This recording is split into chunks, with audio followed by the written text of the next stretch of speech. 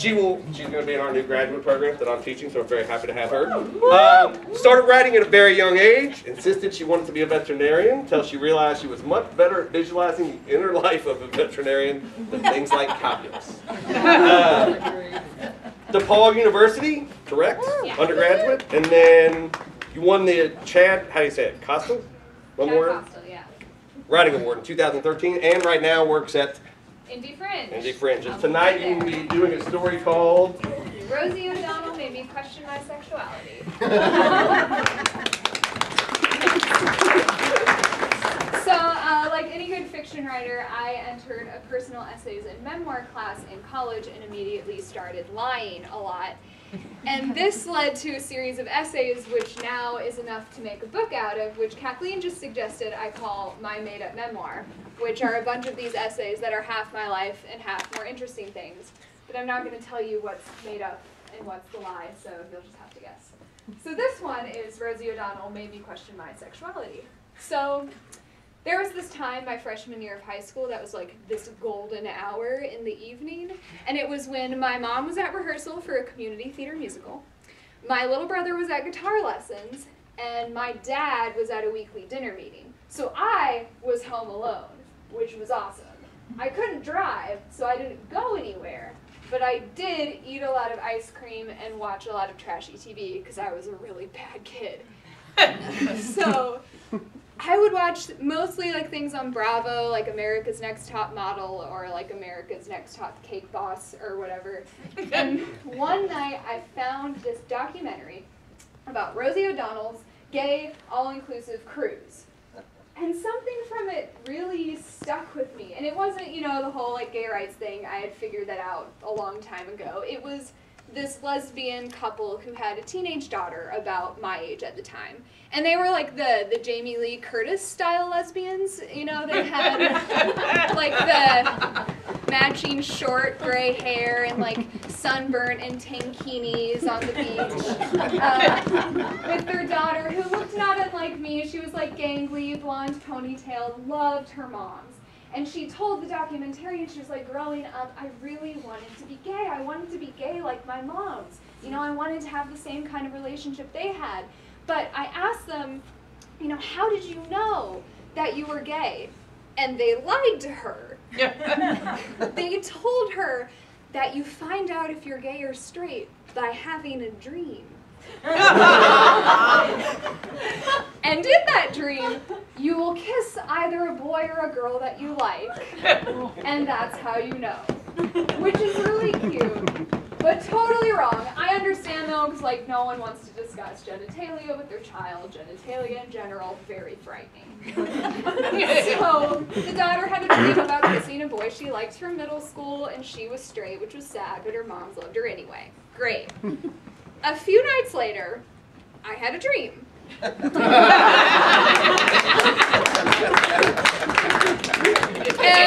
this dream was actually related to the trashy TV I really like to watch because it featured a cast member of the show Glee, which was in its first season at the time, which is when I argue it was still a satire and not a soap opera and was actually a good show. Thank you. Or Ryan Murphy ruined it. Anyway, I had a dream about kissing a cast member from Glee named Naya Rivera.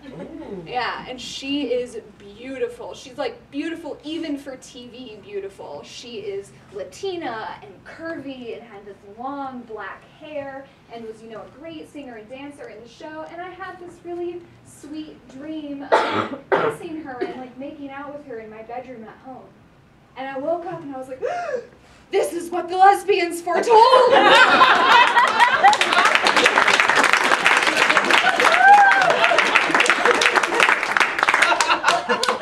But I had a boyfriend. He was a shitty boyfriend. And, you know, he was built pretty much like me. And he was very into musical theater. His mother had actually asked him, not knowing I was listening through iChat, like vocal call, whatever, if I was his beard, and he had a sure or no. To this day, I'm not really sure if that's true or not. And I was like, well, I don't know what I am. Like, I kissed this girl in my dream, which is what Rosie O'Donnell's documentary tells me I'm gay, but I'm kissing this boy in real life, so I guess I don't really know. And then this shitty boyfriend dumped me, and things got more confusing.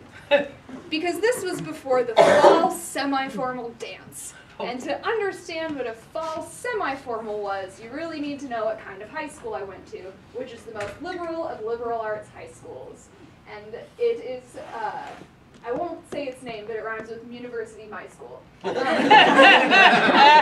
it's up in the suburbs. It's, you know, a fantastic school, very small, so small that we did not have a football team, so we couldn't have a homecoming dance. And we could have had a soccer homecoming dance, but the soccer team was no cut and hadn't won a game in about 2 years at that point. So it was a little depressing. So I think the idea was that they would call it a fall semi-formal and then come up with a catchier name later, but no one ever did. So the question was, who do I go to the fall semi-formal dance with now that my shitty boyfriend had dumped me? And the answer was my friend Jen, who was first the only openly bisexual person I knew, but also way cooler than me, which was much more important. I had attached myself to her because not only did she horseback ride like me, but she rock climbed and played guitar and smoked weed and listened to Jimi Hendrix and Eric Clapton and baked. And she was like, oh, we'll just go in like a big group of girls and it'll be a super fun time. And I was like, yes, because my shitty boyfriend was DJing the dance. So I couldn't not go. Yeah, horrible DJ. So the fall semi-formal comes. Jen and I get in our cute little cocktail dresses and try to put on makeup, which ends up making us look sort of like prostitutes from the 80s. I believe is the look we achieved. Like the eyeliner that's not close to your eyelid at all. Some dark eyeshadow and some lipstick I definitely borrowed from my mother, I'm sure. And we show up and it's, you know, it's pretty dark in the cafetorium. And my ex-boyfriend is DJing and Jen and I dance however teenagers danced before grinding was invented, to such classics as apple-bottom jeans and I Like to Move It, which was repopularized by that cinematic classic Madagascar. So we dance and dance really hard, and then my shitty ex-boyfriend, although we heckled him, starts playing a lot of slow songs. So Jen and I are like, well, fuck this, let's go hang out outside because we're sweaty anyway. So we go into the lobby where there are a bunch of big comfy chairs and we come up on a group of boys who don't know that we're approaching. And we realize that they're having a very like intimate, honest discussion about kissing technique. And so they're like talking about girls and like how hard it is to like know if a girl likes to be kissed or not. And if they don't like it, like they won't say anything, but they'll break up with you and like stomp on your heart or whatever. And so Jen sneaks out and is like, well, kissing boys is pretty hard too. And I'm like, yeah, because they have stubble and stuff. Because at this point in my life, it was a pipe dream to kiss a man with the ability to grow a beard. And the boys who are like these mini douchebags are like, well, the girls have to be caressed. And then they're like, well, have you ever kissed a boy? And they were like, no. Have you ever kissed a girl? And Jen goes, no, but I'll kiss her. And the boys go, because this is what porn told them they wanted more than anything else.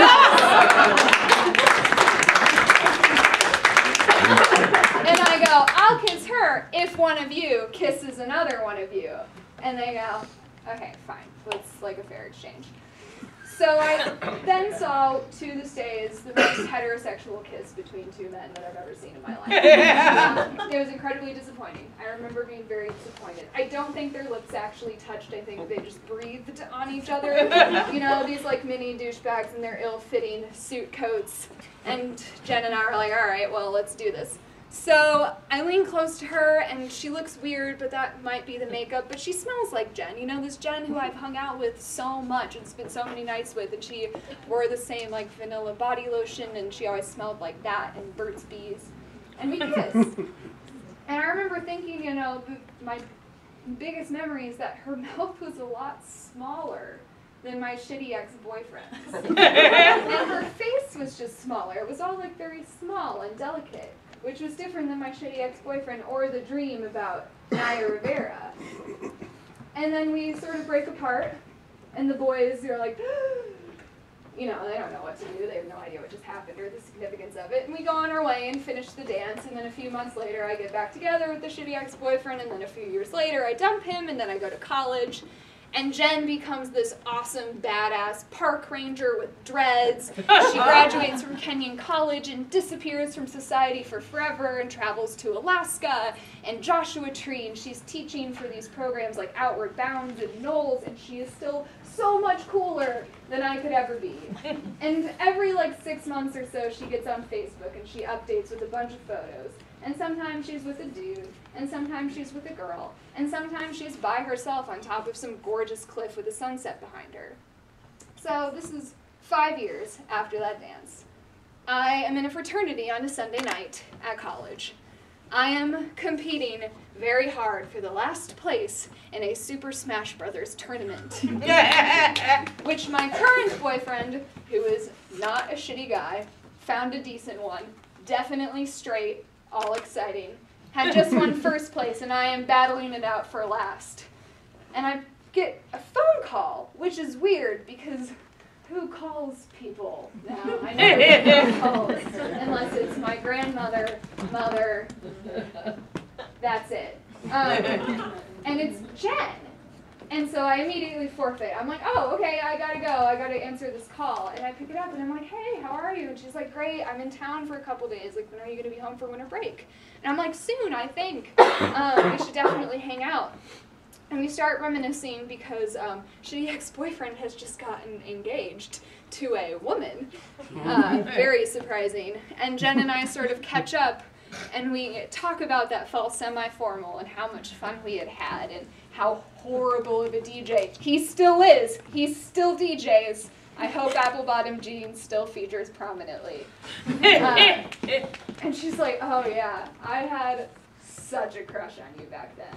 I was like, what? You never like told me. Why didn't you tell me? And she's like, well, I knew there was no point because you were so straight. You have always been so straight.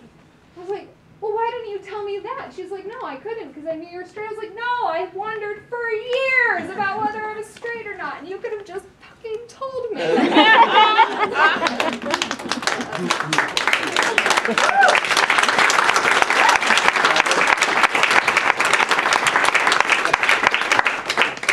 I'm not judging, but the biggest clap came when she talked about porn. I'm just saying. Barb. Are we 1 to what? 1 through 10. I will say 8. 8.25. Oh, man. this is very earnest. Oh, a 6. Oh, Russian. He's the Russian judge. There's always a Russian judge every time. Yeah.